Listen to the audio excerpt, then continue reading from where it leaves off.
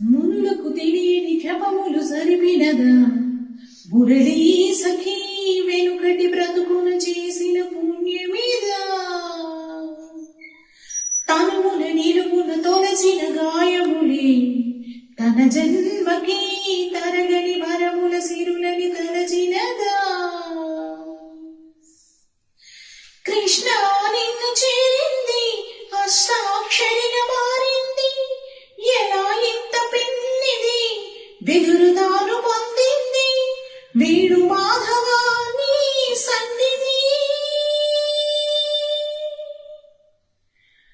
ఈ శ్వాసలో చేరితే గాలి గాంధర్వమవుతుంది